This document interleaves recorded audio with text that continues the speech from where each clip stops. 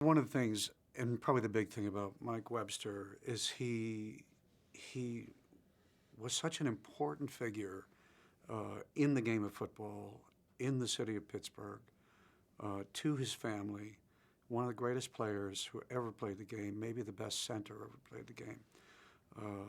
And for that man, who played for 17 years, to wind up living out of his truck, living in bus station, train station, living in the basement of his lawyer because he had no money. Any penny that he got, he was giving to his family, and tasering himself and huffing ammonia to keep himself awake. That great man, one of the smartest guys ever to play the game, to be that damaged in his mind was in some ways maybe the most important person to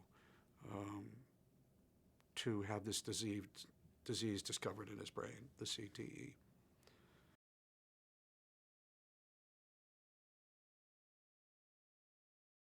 Well, I mean, there was the physical part of it. You know, obviously the makeup, you know, hours and hours of makeup, and studying his behavior. I watched his Hall of Fame speech over and over and over again, and it's beautiful. There's so much love for him and from the fans and the other players who are there, and watching him. And he has the dementia, and trying to make these connections while he's giving it.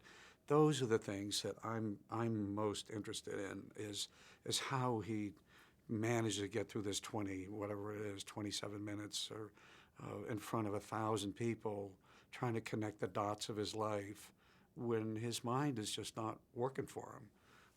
That to me was kind of the heart of it.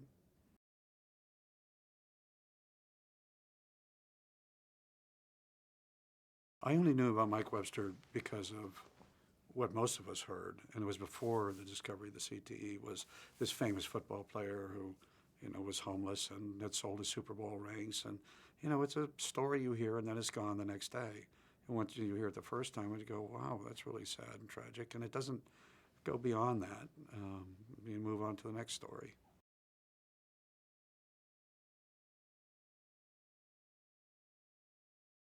Well, it's always a challenge to do movies where there obviously is a message involved with it, because if you're just, you know, trying to, you know, make the message heard, it can be very unentertaining, and defeat your purpose.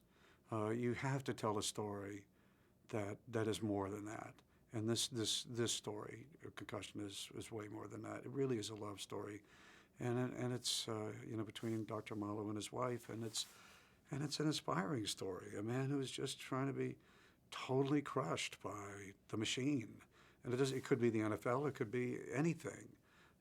It is that big corporate machine that does not want its world disrupted. And this man stands up to it. It's inspiring.